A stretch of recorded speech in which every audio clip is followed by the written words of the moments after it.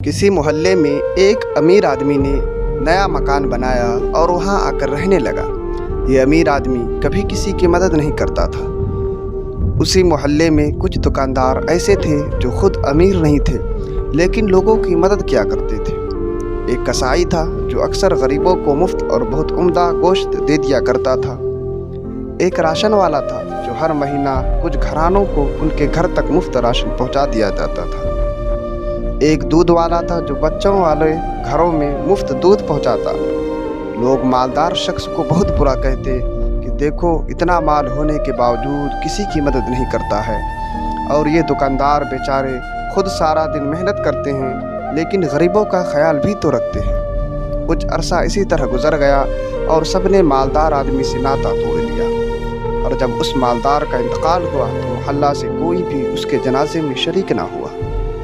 मालदार की मौत के आगे रोज़ एक गरीब ने गोश्त वाले से मुफ्त गोश्त मांगा तो उसने देने से साफ इनकार कर दिया। दूध वाले ने मुफ्त दूध देने से साफ इनकार कर दिया। राशन वाले ने मुफ्त राशन देने से इनकार कर दिया। पता है क्यों? उन सब का एक ही जवाब था, अब तुम्हें यहाँ से कुछ भी मुफ्त नहीं मिल सकता है, क्योंकि वो जो तुम्हारे पैसे अदा करता था कल दुनिया से चला गया। नतीजा एक सबक ये है कि अल्लाह ताला के नेक बंदे अपने आप को जाहिर नहीं करते। उनकी भलाइयाँ बेलौस होती है, उन्हें सिर्फ अल्लाह ताला की रज़ा मतलूब होती है।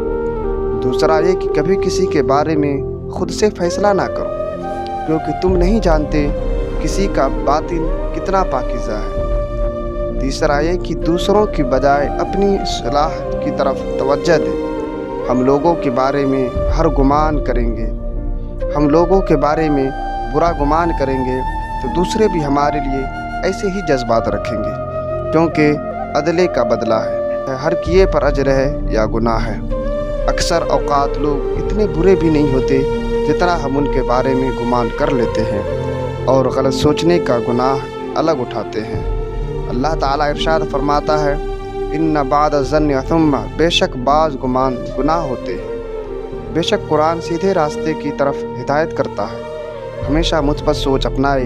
मेडिकल रिसर्च भी यही कहती है कि मनफी सोचें हमें जिस्मानी और रूहानी दोनों तौर पर बीमार करती है।